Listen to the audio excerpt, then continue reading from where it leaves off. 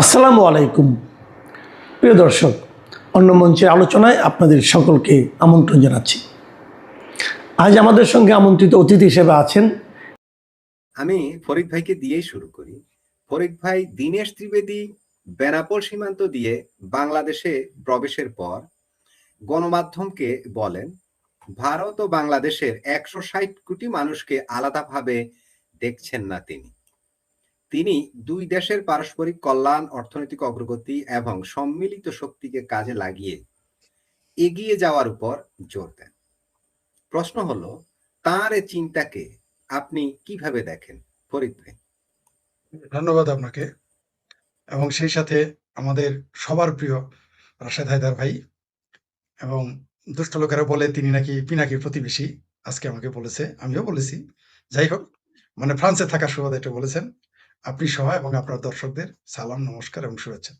আপনি যে কথাটা বলেছেন যে আমাদের যে বিএনপি সরকারের যে প্রতিনিধি যে কথাটা বলেছেন, দীনেশ ত্রিবেদী আসার তার বক্তব্যের কারণে, তিনি আসলে এটা স্বাভাবিকভাবে বলেছেন, তার সাধারণ বক্তব্য। এই বক্তব্যটাকে যে জামাত বিএনপির হৃদয়ে আতে ঘা লাগবে ওটা আমরা জানতাম। আর দীনেশ ত্রিবেদীকে যদি মনে করে তিনি ভুলে বলেছেন তাহলে ভুল হবে। তিনি শুধু রাজনীতিবিদই নন, তিনি একজন কূটনীতিবিদ, তিনি একজন মন্ত্রীও ছিলেন, এমপি ছিলেন।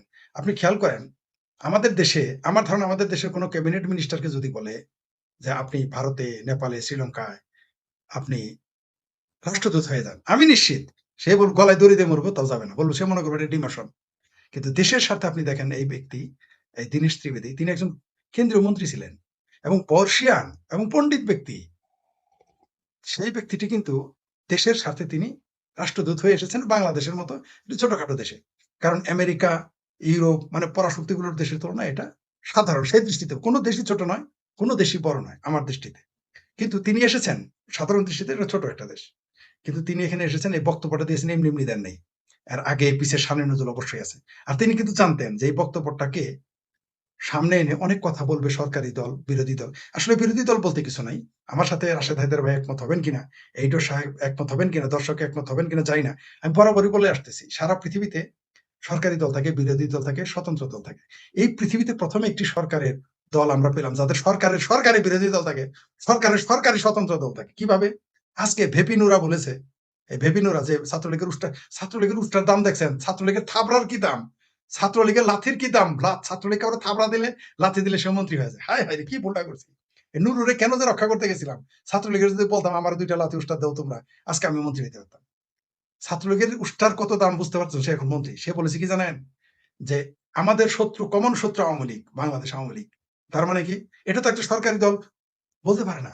আর বিরোধী দল এটা সায় দিতে পারে না। তার মানে আমি যেটা বলি, এই ভিপি নুরা প্রমাণ করে দিয়েছে তার বয়ানে যে আসলে বাংলাদেশে কোনো বিরোধী দল নাই, কোনো স্বতন্ত্র নাই, সবই সরকারি, সরকারি বিরোধী দল।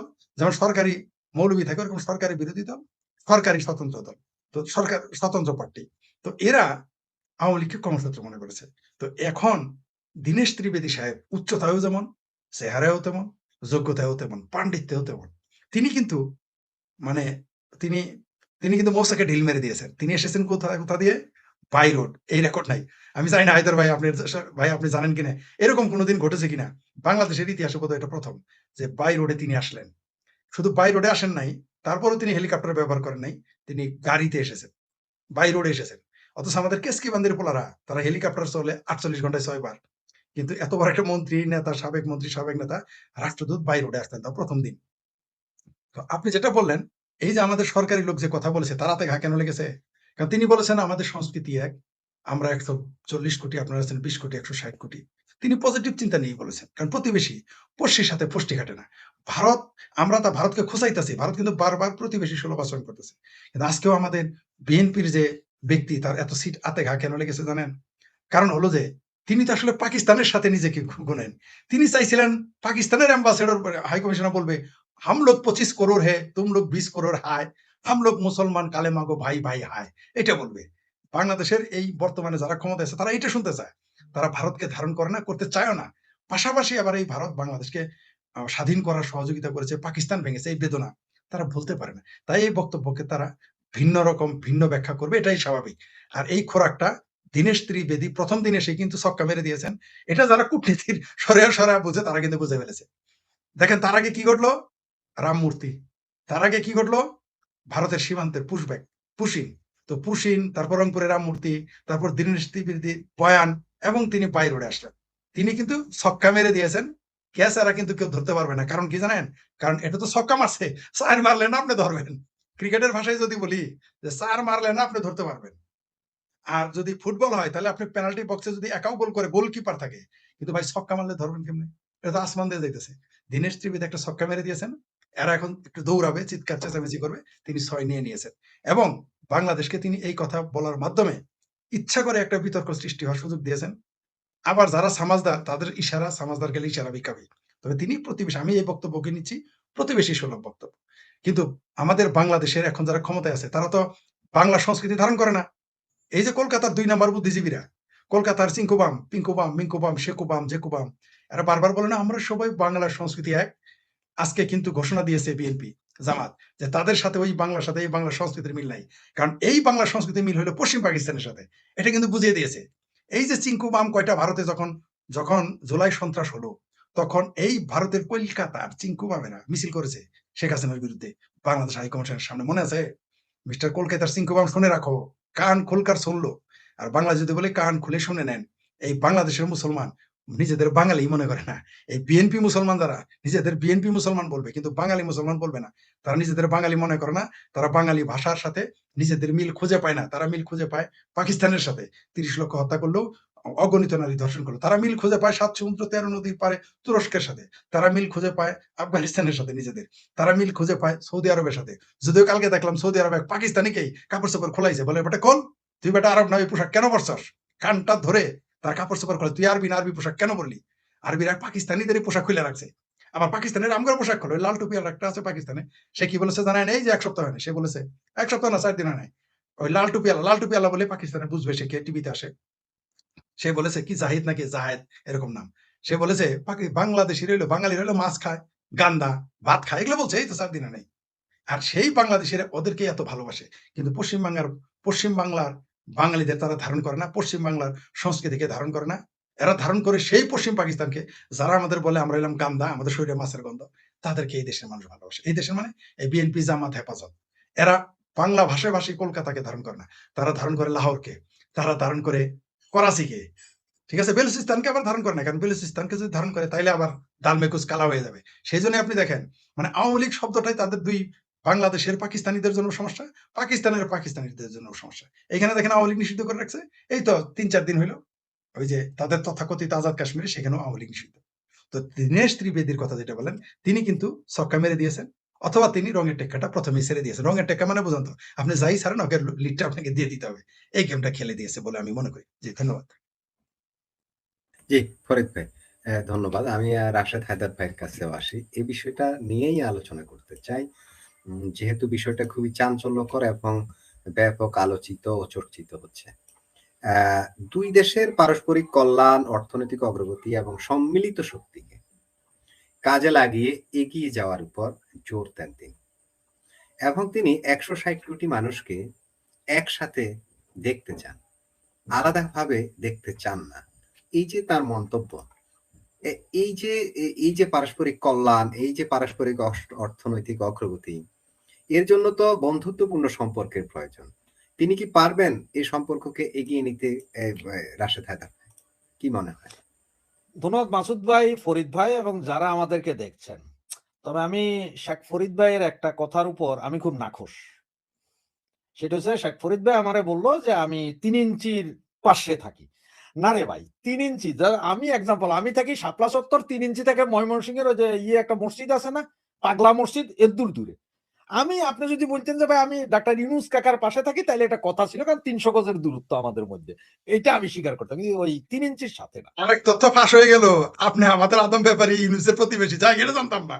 এইবার কিন্তু ভাই তাহলে শুনেন, ঝড়েবক মেরে দিছে দীনেশ ত্রিবেদীর মতো, ঝড়েবক মেরে দিছে কিন্তু দেখেন, তথ্য বের হয়ে গেছে। জি, ধন্যবাদ। সেটাই তো। এখন এই যে আমার ফরিদ ভাই যেগুলা বলল, কথা কিন্তু 100% কারেক্ট। আপনি একটা কথা ফালাইতে পারেন। তর্কের খাতিরে তো অনেক কিছু অস্বীকার করতে পারবেন। কারণ উনার মতামত, আমার মতামত বা মাসুদ সাহেব আপনার মতামত সকলের কাছে ভালো লাগবে না। আবার সকলের কাছে খারাপও লাগবে না। এখন যাদের কাছে ভালো লাগবে, যাদের কাছে খারাপ লাগবে, যার যার মতামত। কারণ আমরা কেউ তো বউ জামাই না যে সবকিছু মানাইয়া চলতে হবে, লাগবে না ভালো। এখন ওই যে বললেন উনি যে ক্যাবিনেট মিনিস্টার, তবে দাদা দুইটা কথা ছেড়ে দিয়ে গেছেন এখানে। বাংলাদেশে যেমন আমরা যে মন্ত্রী বললে স্বরাষ্ট্রমন্ত্রী বুঝি খুব পাওয়ারফুল, কারণ আমাদের তো বেতায় পাশার সাল্লাল করে স্বরাষ্ট্রমন্ত্রী খুব পাওয়ারফুল, কিন্তু ওয়ার্ল্ড ওয়াইড যদি একটু গুগল করেন সেখানে হচ্ছে যে রেলমন্ত্রী সবচেয়ে সেরা। আর ইনি যিনি এসেছেন উনি রেলমন্ত্রী ছিলেন। এক সময় মমতা ব্যানার্জিকেও ইন্ডিয়ার দেশের জন্য প্রয়োজন ছিল, ওনাকেও রেল মন্ত্রণালয়ের দায়িত্ব ছিলেন দিয়েছিলেন। রেল মন্ত্রণালয় সারা ইন্ডিয়াতে কত হাজার রেল আছে, আমাদের দেশে তার 10 ভাগের 1 ভাগও নেই। পৃথিবীর সবচেয়ে বড় রেল মন্ত্রণালয়। বড় রেল মন্ত্রণালয়। তো এই জায়গায় যেই লোকটা কাজ করছে তার মানে তার কতটুকু অভিজ্ঞতা, কত ভালো এটা বুঝতে পারেন।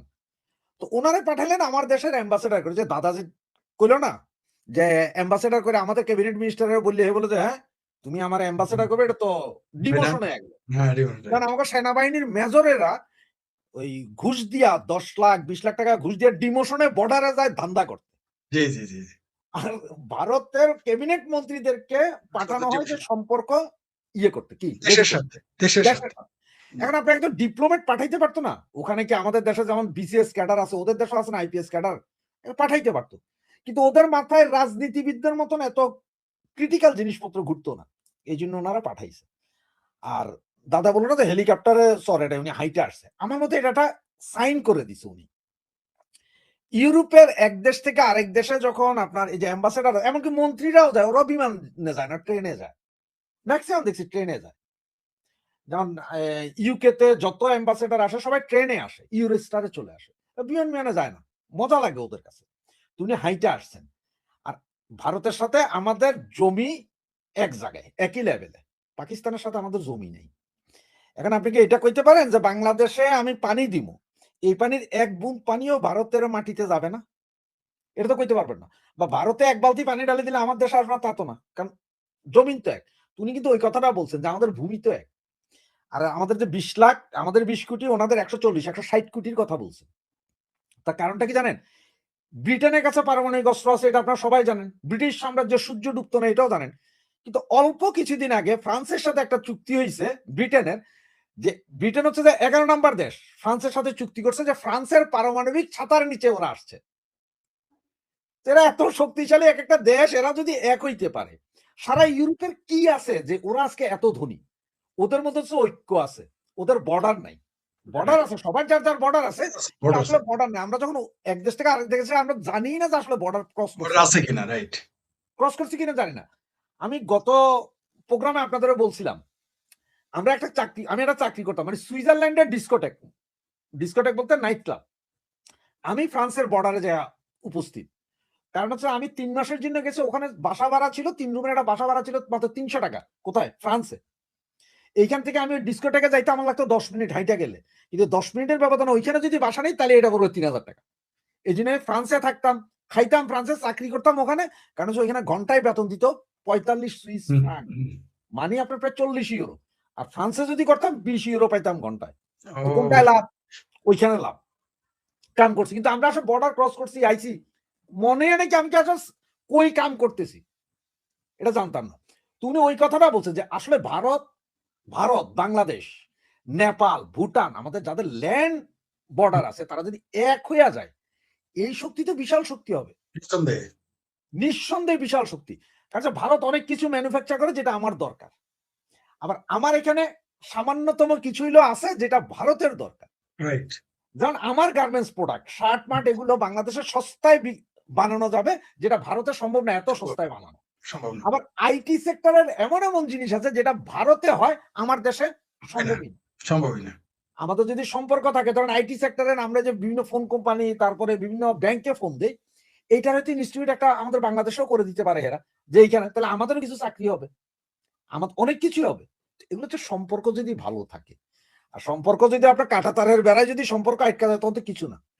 তো এই দীনেশ ত্রিবেদী ওই এক লোক যিনি মেন্টালিটি বুঝবে, এখন আমাদের চরিত্র আগে থেকেই বুঝে, আরো ভালো বুঝার জন্য আসছে। এবং ওই যে দাদা কইলো না, একটা কাঠ খেলে দিছে যে তোমরা বাবারা আলোচনা করো, তোমরা আলোচনা করতে করতে এমন জায়গায় যায় পৌঁছাবে আর আলোচনা করার জায়গা নেই, বাকি খেলা আমরা খেলবো, বাকি খেলাটা আমরা খেলবো। ওই যে আমরা গত পরশুদিন আলোচনা করছিলাম মনে হয় না, রাম মূর্তি জি। কি হইলো? গতকাল তো আপনার একজন দর্শক জিজ্ঞেস করছে আপনার বাড়ি সন্দীপ কিনা? আমার বাড়ি চিটং।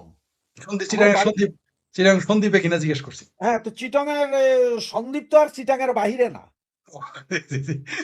যাক, আমি তো সন্দীপ বুঝি চিটাং এর বাইরে না। দর্শক প্রশ্ন করছে। জি। হ্যাঁ, সন্দীপ চিটং এর বাহিরে না, কারণ হচ্ছে যে এই চিটাং আর সন্দীপ মনে হয় সম্ভবত 63 না 64 সালে এক হয়েছিল। আগে ওটা নোয়াখালীর সাথে ছিল, মাসুদ ভাইদের সাথে। ও। দেশ স্বাধীন হয়েছে 71, তার আগে ওইটা গেছে। তো আপনি তার মানে সব আপনারাই বুঝতে পারছি। সব আমরা এখানে জি, জি, জি। পুরো চিটাং করলে তো পুরোটা রোহিঙ্গা। জি। তা এই যে দীনেশ ত্রিবেদী যেটা বলছে, এটা তো খুব ভালো কথা বলছে, কিন্তু ওই যে দাদা বইটা দিল না যে আমাদের বিরোধী দল সরকারি দল বিরোধী দল। আর আমি একটা কথা সবসময় কই যে জামাতের বিএনপির ভিতরে পাবেন, জামাতের আওয়ামী লীগের ভিতরেও পাবেন, কিন্তু জামাতের ভিতরে কোনো আওয়ামী লীগ বিএনপি পাবেন না। একেবারে আপনি মানে ধন্যবাদ আপনাকে এই কথাটা বলার জন্য। জি, ধন্যবাদ। ওইটা পাইবেন না, সব সময় সর্বক্ষেত্রে পাইবেন। কারণ এদের যন্ত্রণা শুরু হয়ে গেছে, যন্ত্রণা যে দীনেশ ত্রিবেদী। এবং একটা জিনিস দেখেন, দীনেশ ত্রিবেদীর নাম উচ্চারণ করেছে ফেব্রুয়ারি মাসে, আর উনি আসছে গতকাল। জি।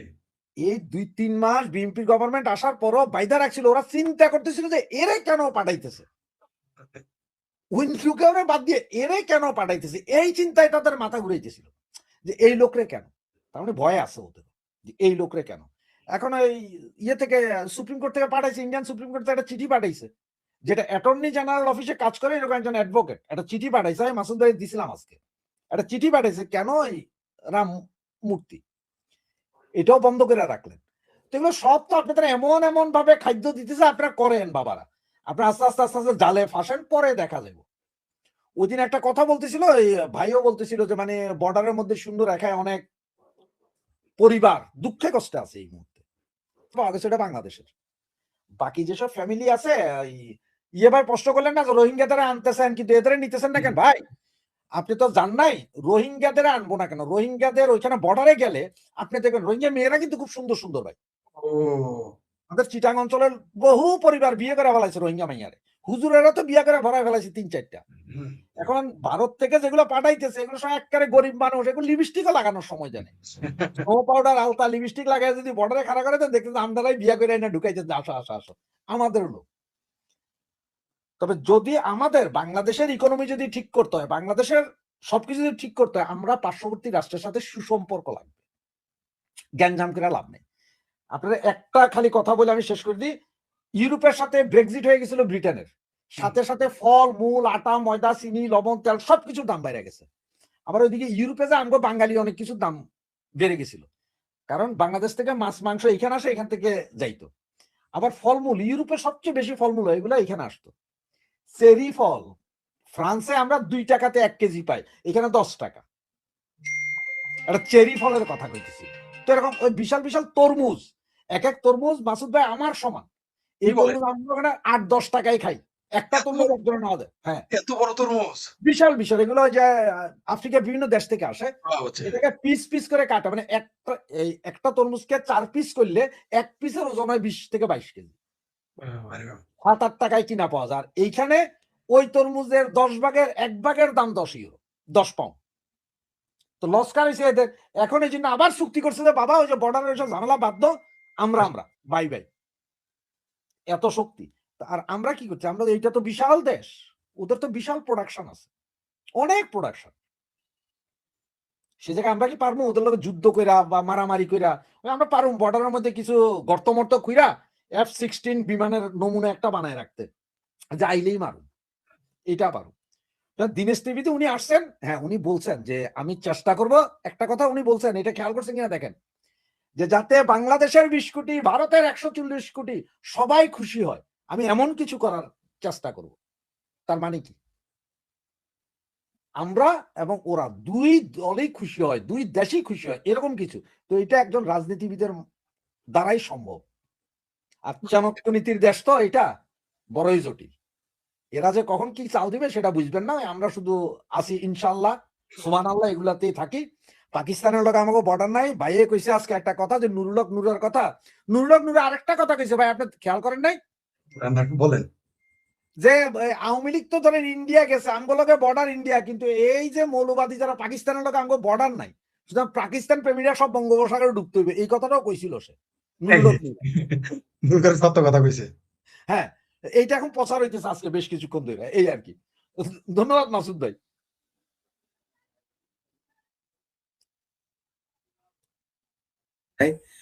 ফরিদ ভাইয়ের কাছে আসি যে ফরিদ ভাই আহ, দীনেশ ত্রিবেদীর যে বক্তব্য দিয়েছেন, ওই যে 60 কোটি মানুষ, 160 কোটি, ভারতের 140, বাংলাদেশের 20, 160 কোটি মানুষকে তিনি এক ছাতার নিচে ভাবতে চান, আলাদা করতে চান না।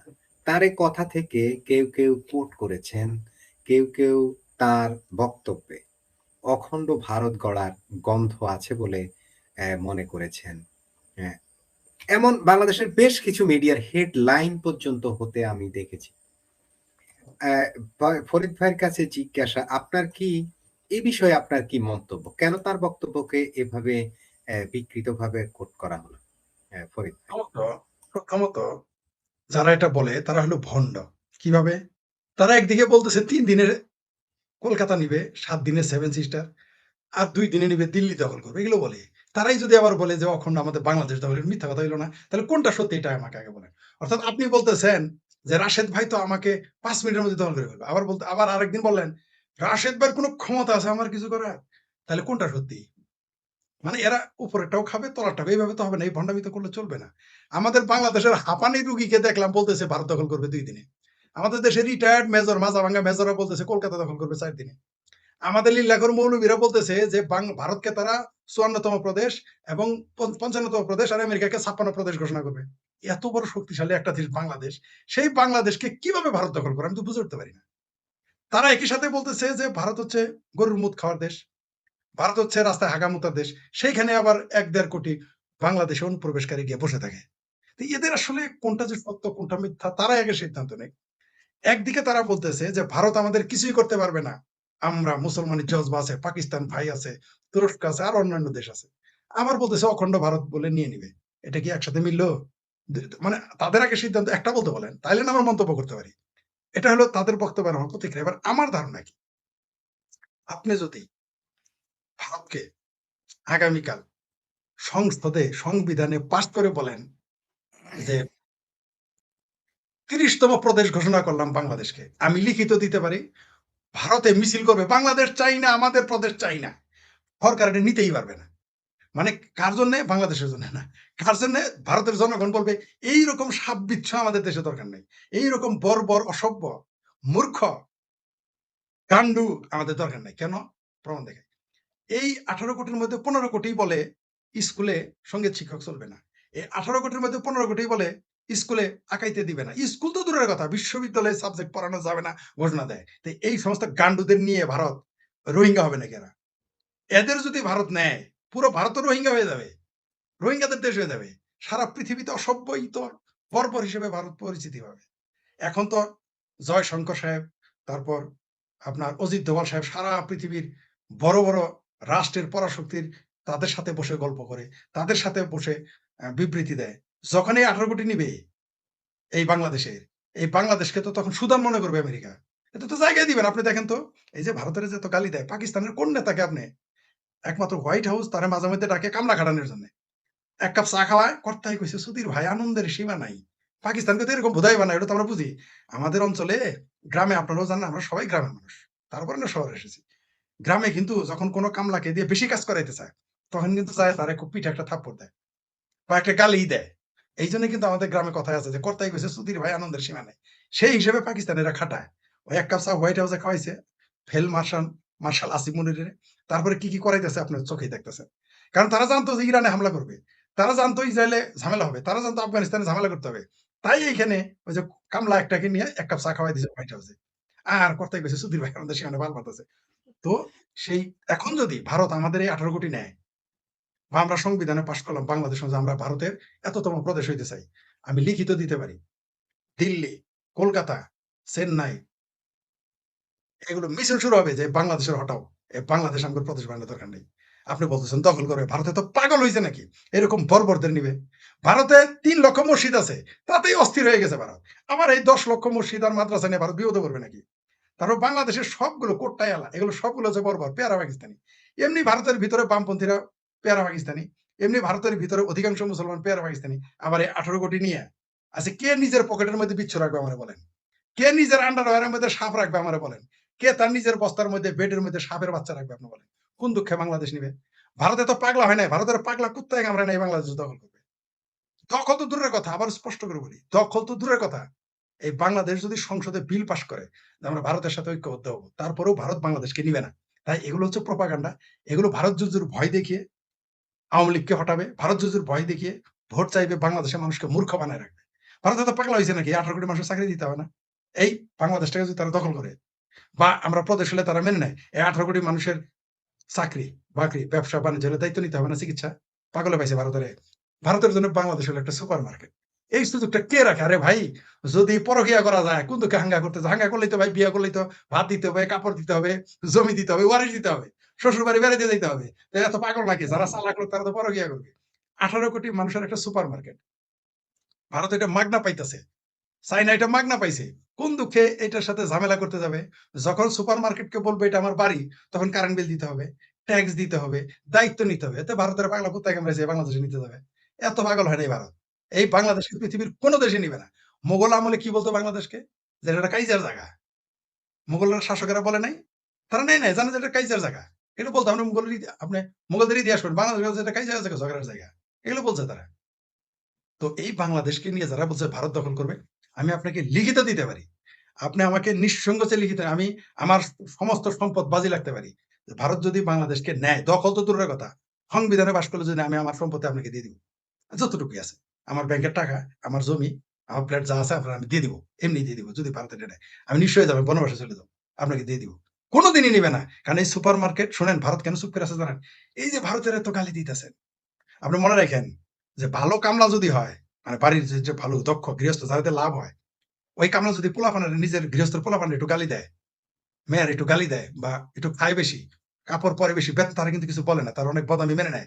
মনে করেন রাতের বেলা যাত্রা দেখবার গেছে, মানে লাস্ট নাইট শোতে সিনেমা দেখতে গেছে, আপনার বাড়ির যে দক্ষ কামলা তারা কিন্তু কিছু বলবেন না, কিন্তু পোলা গেলে কিন্তু চাপ গাল ফাটায় ফেলাবেন। কিন্তু ওরা কেন বলবেন না? কারণ ওর বহুত কাজ। তো বাংলাদেশ এই যে চুলকাইতেছে ভারতে, ভারত কিছু কেন বলে না? দুইটা কারণ। একটা হলো নিরাপত্তা, সম্পৃক্ততা আছে, কারণ এত বড় একটা বর্ডার আর কোথাও নাই। দ্বিতীয় হলো ভারতের 17-18 কোটি মানুষের সুপার মার্কেট। তার জন্য দেখেন 1 কোটি অনুপ্রবেশকারী গিয়েছে ভারতে বা 1.5 কোটি। ভারত কিন্তু এটা জানে। তারপরেও সরাসরি কোনো অ্যাকশনে যায় না, বার্মার মতো ঘেঁটে ধরে এদের বের করে দেয় না। কেন? কারণ তারা চায় বাংলাদেশের সাথে সম্পর্কটা থাকুক, ব্যবসাটা। আরে ভাই, 1.5 লক্ষ কোটি টাকা আমরা শুধু ভারতকে চিকিৎসা বাবদ দেই। তো ভারত কেন রিস্ক নেবে? এই দেশটা কেন দখল করতে যাবে? এই দেশ যখন নেবে এই লোকদের মাগনা চিকিৎসা করাইতে হবে। আরে ভাই, কলকাতায় শুভেন্দু অধিকারী আসার পরে 5 টাকা প্লেট ভাত খাওয়ানো শুরু করছে সরকারি হসপিটালে। এই বাংলাদেশের সব হসপিটালে তো 5 টাকা প্লেট ভাত খাওয়াইতে হবে। এত পাগল হইছে নাকি? ভারতে এই 18 কোটি মানুষ নিয়ে এরা তো পাকিস্তানের মতো শোষণ করতে পারবে না। পাকিস্তান বাংলাদেশের পাট, সম্পদ এবং চিনি এগুলো নিয়ে আমাদের পঙ্গু বানাইছে এবং ওদের দেশকে ধনী বানাইছে। তো ভারত তো এই কাজ করতে পারবে না। এই ঝুঁকি তো ভারত নিতে পারবে না। কারণ ভারত যে প্রদেশ থাকবে এই প্রদেশ স্বাধীন থাকবে। মোটামুটি এই যে ভারতের যত রাজ্য আছে তারা স্বাধীনভাবে কাজ করে। পররাষ্ট্র নীতি আর হলো আপনার আপনার সামরিক নীতি কেবল সিদ্ধান্ত নিতে পারে না। তাছাড়া সকল নীতি তো রাজ্য সরকাররা নেয়। সকল নীতি দেখেন না, কেন্দ্রীয় সরকার পানি দিয়ে দিয়েছিল। মমতা বেগম নাকি মমতা ব্যানার্জি, তিনি আমাদের দেন নাই। আমাদের মমতা খালা পানি নিতে দেন নাই। কারণ রাজ্য সরকারের ক্ষমতা থাকে। তো বাংলাদেশ যদি কোনো কারণে ভারত এটা নেয় বা আমরা দেই, আর এটা যদি সত্যি নেয়, ভারত তো বিপদে পড়বে। এই 18 কোটি মানুষ আপনি খাওয়াবেন কেমনে? যারা স্কুলের সিলেবাস বানাবেন, গান শিখাইতে, এরা তো ভাঙচুর শুরু করবে। এরা ভাঙচুর শুরু করবে। তো এগুলো নিয়ে কে এই আপদ বিপদ নিতেছে? এগুলো হচ্ছে ভোগাস। এগুলো বলে ভারত বিরোধী জজবা পয়দা করে। আরেকটা কারণে বলে যে ৭১ সালে তাদের যে মনোবেদনা, পাকিস্তান ভাঙার বেদনা, তাদের উত্তরসূরিদের, তাদের পূর্বসূরিদের যে বেদনা, সেই বেদনার অংশীদার তো তারা। তাই একটু মাঝে মধ্যে চেঁচামেচি করে। কিন্তু দিন শেষে একটা জিনিস বলি আপনাকে, আমাদেরও পড়শির সাথে ফষ্টি খাটে না। আমরা ছোট প্রতিবেশী, কোনো সন্দেহ নাই। আমাদেরও ভারতকে লাগবে। কারণ আমরা ছোট প্রতিবেশী হলেও সীমান্ত, বাড়িতে আমার বাড়ির সাথে আপনার সীমানা। অর্থাৎ আমার বাড়ি আগুন লাগলে আপনার বাড়িও নিরাপদ। আর ভারতকে আমাদের এইজন্য লাগবে, ভারত হচ্ছে পৃথিবীর ৩ নম্বর অর্থনীতি এবং সম্ভবত ৬, ৭ নাকি ৮ নম্বর সামরিক শক্তি। তো ভারতকেও আমাদের লাগবে। সুতরাং আমরা কেউ কাউকে ছাড়া চলতে পারবো না। ভারত যেটা বলেছে, আমি বারবার বলি, বাংলাদেশে যেটা হায়দার ভাই বলেছে যে বাংলাদেশে যা উৎপাদন করবে, ভারতে ১৪০ কোটি মানুষের মার্কেট। আমরা ওই একটা মার্কেটই তো যথেষ্ট রে ভাই। বাংলাদেশে যা উৎপাদন হয়, যদি আমরা ভারতে বিক্রি করতে পারি, সুসম্পর্ক ভালো থাকলে, আমাদের জামালপুরে জেলায় একটু কথা আছে, গাই বাছুরে রাজি থাকলে হাঁটু বানাতে দুধ দেয়। ওইখানে সীমান্ত কোনো কাজ করে না। নদীর পানি আর গাছ দেখে না, গাই, ওই যে আবার বলি যে গাই বাছুর রাজি থাকলে হাঁটু পানিতে দুধ দেওয়া যায়। ভারতের সাথে আমাদের সুসম্পর্ক থাকলে 140 কোটি মানুষ যদি বাংলাদেশ থেকে 1 টাকা করে প্রতিদিন কিনে মাল, সেটা 140 কোটি। যদি 100 টাকা কিনে কত হয়, 1000 কিনলে কত হয়? আপনি হিসাব করেছেন যে 140 কোটি মার্কেট, আপনি এত বড় মার্কেট কোথায় পাবেন? তারপরে সবাই মধ্যবিত্ত। আপনি একটা নির্ঘাত একটা মানে নিশ্চিত একটা মার্কেট, স্টেবল একটা মার্কেট আপনি পাবেন। তা আমাদের সাথে সম্পর্ক হইলে সবচেয়ে বেশি লাভ, যেটা আমি বারবার বলেছি, ভারত বাংলাদেশের সুসম্পর্ক হইলে সবচেয়ে বেশি লাভ হবে ভারতের না, আমাদের হবে। আমাদের ভারতের নিরাপত্তা নিশ্চিত হবে আর আর্থিক লাভ আমাদের হবে। আমি আপনাকে লিখিত দিতে পারি, বাংলাদেশের সাথে ভারতের সম্পর্ক হইলে শুধু পাট আছে না, পাট, এই পাটের যে আপনি কাপড় বানাবেন, যে আপনি ইয়ার্ন বানাবেন, এই পাট দিয়েই তো বাংলাদেশের যে আমাদের বাজেট তার অর্ধেক শুধু পাটের থেকে আসবে। আমি আপনাকে লিখিত দিতে পারি। অন্যান্য হিসাব আমি বাদ দিলাম, একটা শুধু দেখালাম আপনাকে, একটা। আর অন্যান্য আবাদ তো আমাদের আছেই। আমাদের গার্মেন্টস এর কথা হায়দার ভাই বললেন, আমাদের গার্মেন্টস খুব কম দামে। আর অদ্ভুত তথ্য দেই, আমি গার্মেন্টস নিয়ে গবেষণা করতে গিয়ে দেখছি পাকিস্তানের মতো ভিখারিস্তান, এই দেশের চেয়ে আমাদের গার্মেন্টস এর কর্মচারীর বেতন কম। আমি প্রথমে বিশ্বাসই করি নাই, পরে পাকিস্তানিদের সাথে কথা বলছি, ভারতীয়দের সাথে কথা বলছি, বলে দেখি যে না, আসলে বাংলাদেশের শ্রমিক সবচেয়ে সস্তা। এই পাকিস্তানের মতো ভিখারিস্তানেও গার্মেন্টস শ্রমিকের বেতন বেশি। তার জন্য ওইখানে গার্মেন্টস যায় না, শুধু নিরাপত্তার জন্য না, মানে ওইখানে শ্রমর বাজারও বেশি। তাহলে এই বাংলাদেশের এই মার্কেটটা, আমরা 140 কোটি মানুষের গার্মেন্টস যদি আমরা পাই, আমাদের কোথাও যাওয়ার দরকার আছে? দরকার নাই। প্রথমত আমাদের সামরিক বাজেট লাগবে না, আমাদের স্বাস্থ্য খাতে টাকা লাগবে না। এমনি ভারত আমাদের মাঝে মধ্যে স্বাস্থ্যের সুবিধা দেয়, রেলের সুবিধা দেয়, তখন আমরা আরো সুবিধা পাবো। এত গালাগালি করার পরেও ভারত আমাদের সাথে মিষ্টি মিষ্টি কথা কয়। তাহলে ভারতের যদি গালাগালি বন্ধ করে বন্ধুত্ব আমরা করি, লাভ তো আমাদের। কিন্তু ওই যে একটা কথা আছে যে যারা কিছু ঘাওড়া লোক থাকে, নিজের নাকি পাগলও বোঝে, আমাদের বাংলাদেশ বোঝে না। বেদনা একটাই, 1971। ওই বেদনার কারণে ভারতকে নিয়ে এত উল্টাপাল্টা কথা বলতেছে, বলবে এবং বলতে থাকবে। জি, ধন্যবাদ।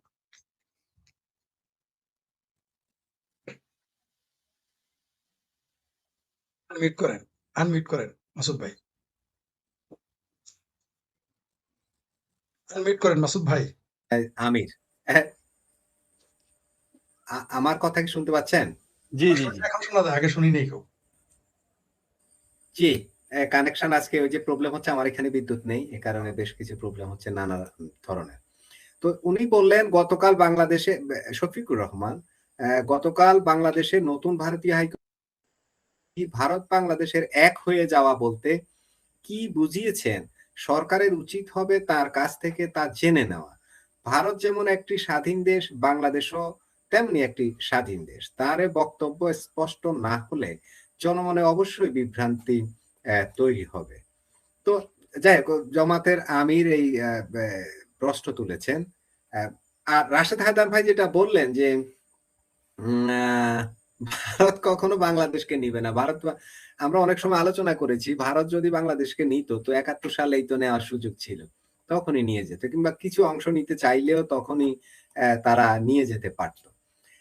যেহেতু নেয়নি, সে কারণে আমরা ধরে নেই এখনো নিবে না। নিবে না বলতে এখন তো আর সেটা সম্ভব না, এখন বাংলাদেশ একটা স্বাধীন সার্বভৌম দেশ অলরেডি হয়ে গেছে। আর যদি কোনো কারণে তেমন দুর্ঘটনা ঘটে তাহলে তো পশ্চিমবঙ্গে হিন্দুরা সংখ্যালঘু হয়ে যাবে। সে কারণে তো তারা কোনোভাবে এটাকে মেনে নেবে না। আপনি যে বললেন, ওই যে আমাদের অনেক ভাই কমেন্ট করলেন যে ভারতে মিছে, আমি জানি না, আপনারা আলোচনা করেছেন।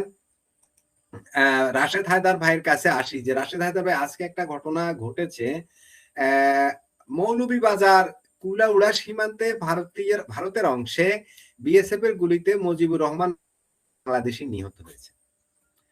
বিএসএফ বলছে ওই ব্যক্তি চোরাচালানের সাথে জড়িত ছিল। প্রশ্ন হলো, এই সময়ে যখন সীমান্তে নানা বিষয় নিয়ে নানা সমস্যা অ্যারাইজ করেছে, জটিলতা দেখা দিয়েছে, ঠিক সেই সময়ও কি এই ধরনের ঘটনা ঘটতে হলো, মানে চোরাচালানি করতে হলো, বা তারা জীবন দিতে হলো সেখানে গিয়ে এসব কাজ করে? কেন আমরা সতর্ক হচ্ছি না? মাসুদ ভাই, ওই যে আমার ভাই বলছে যে আমার ভাই বলছে যে ভারত বাংলাদেশে নিবে না, তবে ভাই একটা জায়গায় ভুল করছে। ভাই অনেক কারণ দেখাইছে বাংলাদেশে কেন নিবে না, কিন্তু ভাই ভুলে গেছে যে একটা কারণ আছে যে কারণে ভারত বাংলাদেশে নিবে না। তা কারণটা কি জানেন আপনি? এখন বাংলাদেশে কাঠাপতি যে কোনো জায়গায় করে, গন্ড গ্রামে গেল কাঠাপতি 10 লাখ টাকা পরে জায়গা, এক কাঠা। সেটা ভারতের কলকাতা শহরের ভিতরেও যদি জায়গা কিনতে চাও, 5 থেকে 5.5 লাখ 4 লাখ টাকায় জায়গা কিনতে পারবে। তো কেন কলকাতায় জায়গার দাম কম আর বাংলাদেশে বেশি?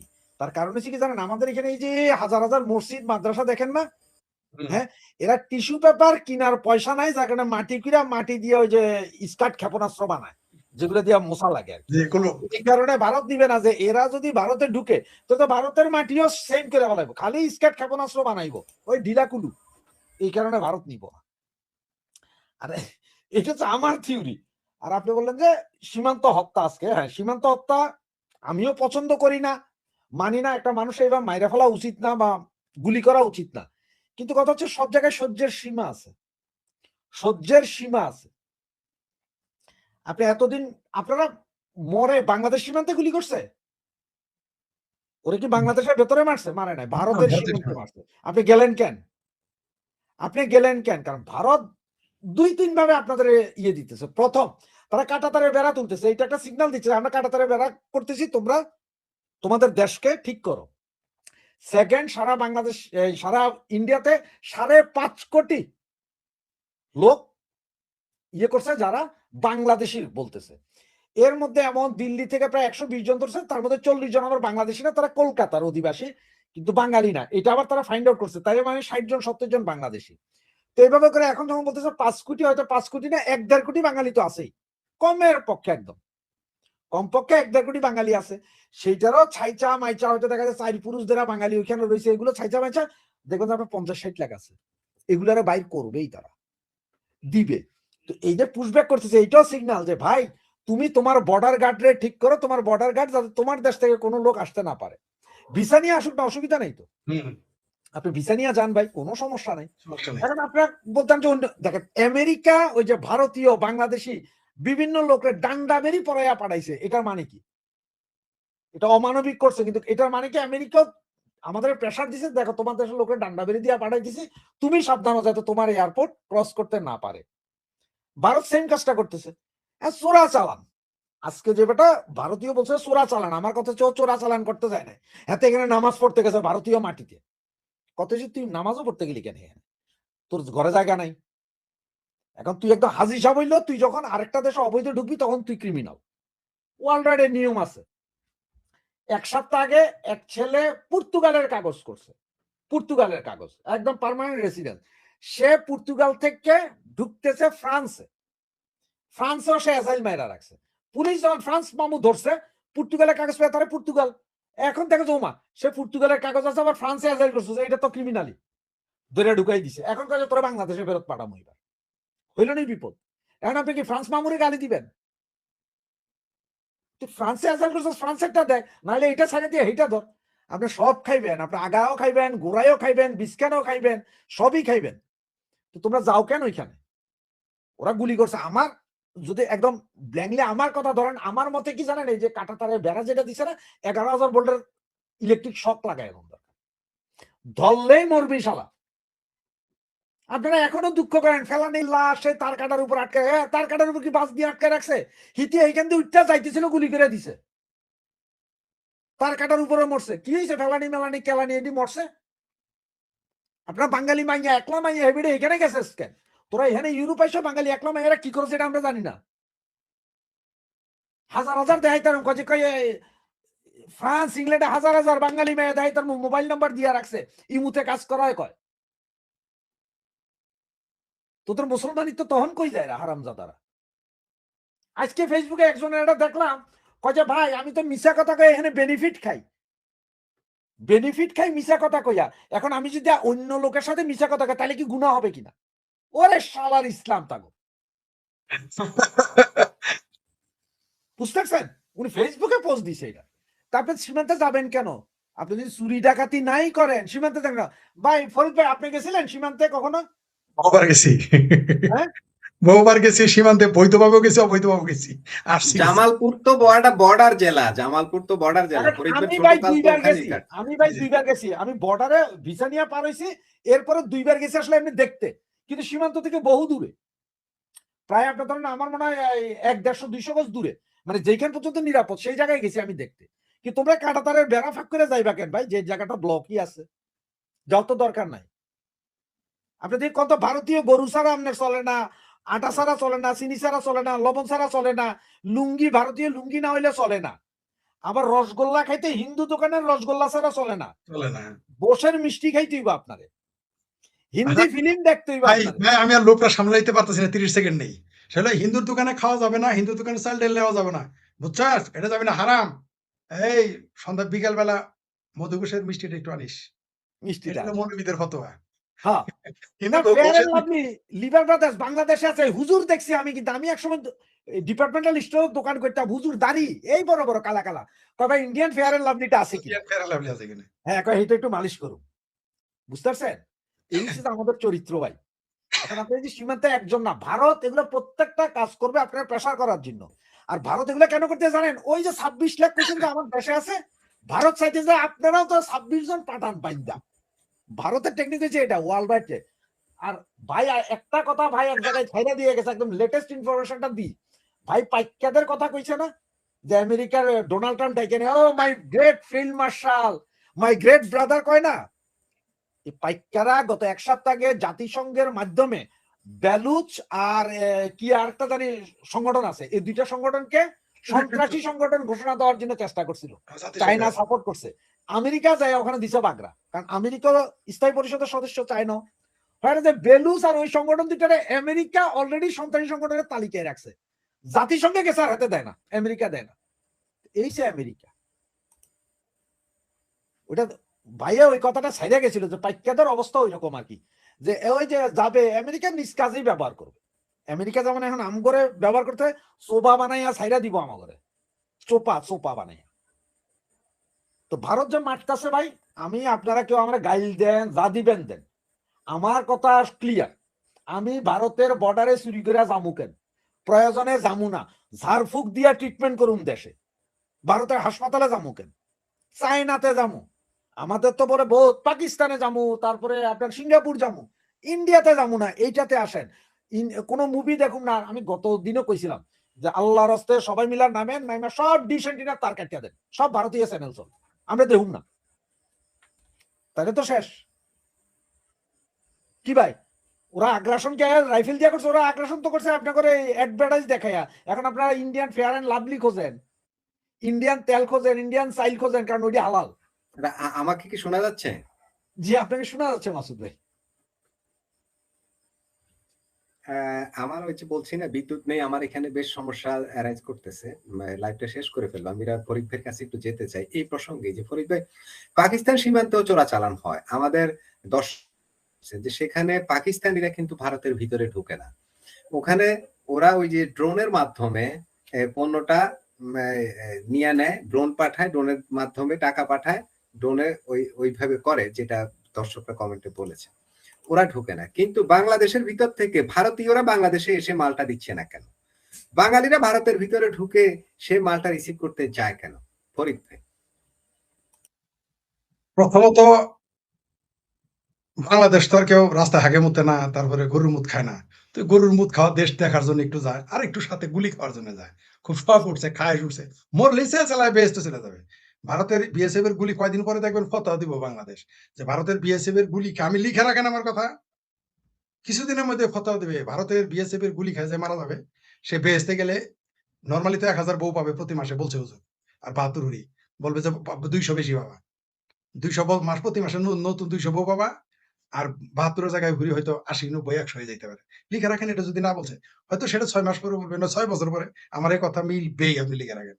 তো এরা ফাইজলামি করতে যায়, এদের নিজের জীবনের তো গুরুত্ব এদের কাছে নাই, কারণ এরা না শিক্ষিত, না এরা বর্বর, পালে পালে গিদরের মতো পয়দা হয়, এতে তো চিন্তা নাই। এই যে দেখেন না, সীমান্তে বিএসএফ এর সাথে গিয়ে পাহারা দেয়, এত কাম ওইটা।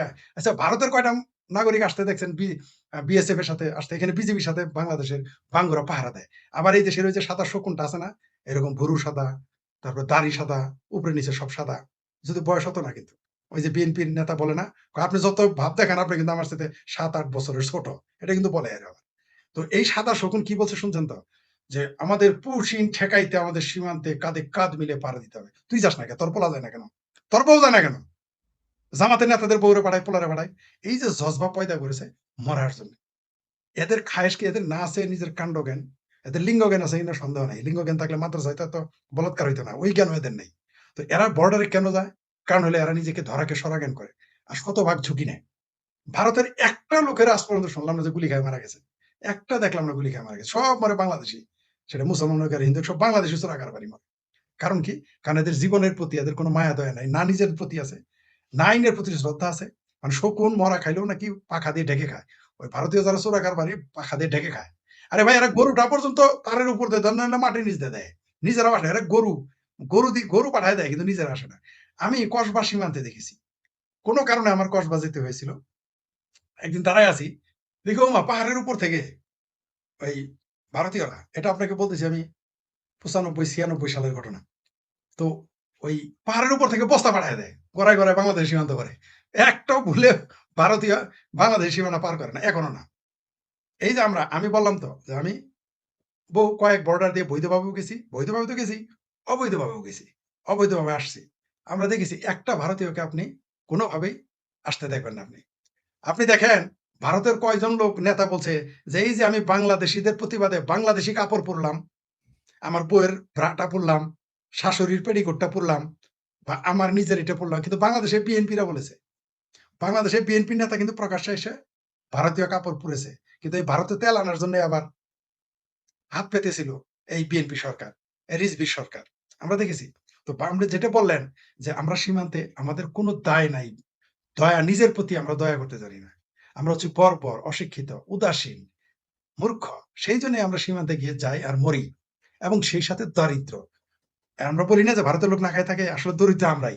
আমি তো আপনার চ্যানেলেও বলেছি, অন্য চ্যানেলেও বলেছি, আমার চ্যানেলেও বলেছি, আমাদের 1 থেকে 1.5 কোটি মুসলমান অনুপ্রবেশকারী ভারতে। আপনি একটা দেখান ভারতের হিন্দু বাংলাদেশে কারো বাড়িতে বুয়াগিরির কাজ করে, একটা পাবেন না আপনি। আমরা কত বড় বেহায়া আপনি দেখেন না? ফেলানির জন্য ওই যে দাদা যে কথাটা বললেন, ফেলানির জন্য ফেলানির মা, বাবা, খালা, ফুফু, চাচা, পড়শি, নালাতো ভাই, খালা চিকা হাই হোসেন করে।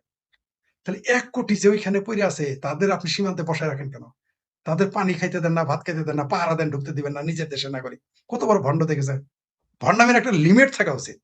আরে এখন যদি তুই বলতি যে আমরা রোহিঙ্গারে জায়গা দিচ্ছি, শালা অন্য দেশের লোক, আর আমার দেশের লোক ওই দেশে থাকবে, আমি আমার দেশের লোক নিয়ে এসে করবো, এইটা না বলবে, তা নাকি উল্টা বন্ধ করতে দেয়। কত বড় ভণ্ড! চুরি করবে ভারতে, খাবে ভারতে, থাকবে ভারতে, টাকা পাঠাবে ভারতে, বাংলাদেশে, সারাদিন ভারতের বিরুদ্ধে বলতে হবে। এটা আমাদের খাসিলতে পরিণত হয়েছে। ওই যে বলেন না সীমান্তে যায়, এটা আমাদের খাসিলত, খাইচ্ছত, বুঝেন? খাইচ্ছত, এটা আমাদের স্বভাব। মানে আমরা মানে উজাব, আমাদের কথা আছে না যে উজাবই আমরা। দেখেন না আপনি, বন্যার পানি আসলে কিন্তু তিতপুটি, মলা, ঢেলা, চেলা, চান্দা এগুলো বেশি উজায়। তা আমরা তো মলা ঢালানো তো রুই কাতলা না, তাই উজানি বেশি শখ করছে আমাদের গুলি খেয়ে মরার, তাই আমরা সীমান্তে যাই আর মরবো, পালে পালে, দলে দলে আমরা মারা যাবো প্রতিদিন। এই যে আপনি যে উদাহরণ দিলেন যে এত বড় ঘটনা, তারপরও সীমান্তে যায় মরবার জন্য। শুধু তাই না, এত যে ঘটনা ঘটতেছে এরপরেও বাংলাদেশিরা ভারতে চলে যাইতেছে চাকরির জন্য। লজ্জা নাই আমাদের? না এই দেশের লজ্জা আছে, না দেশের মানুষের লজ্জা আছে, না মুসলমানের লজ্জা আছে, না আমাদের রাষ্ট্রের লজ্জা আছে, না সরকার যারা চালায় তাদের লজ্জা আছে। আমাদের ন্যূনতম লজ্জাবোধ আমাদের নেই। কিন্তু আমরা যখনই সুযোগ পাই একবার ফেলানি নিয়ে চিকরি করবো, আরেকবার ভারত যুদ্ধের ভয় দেখাবো। এটা আমাদের খাসিলত, খাচ্ছত, এটা করবোই, করতে হবেই। আর ওইখানে যাবো, আমরা মরবো, আর জামাতিদের কথা বলার সুযোগ করে দিব। আচ্ছা, আপনার ওখানে যাওয়ার দরকারটা কি বর্ডারে আপনার?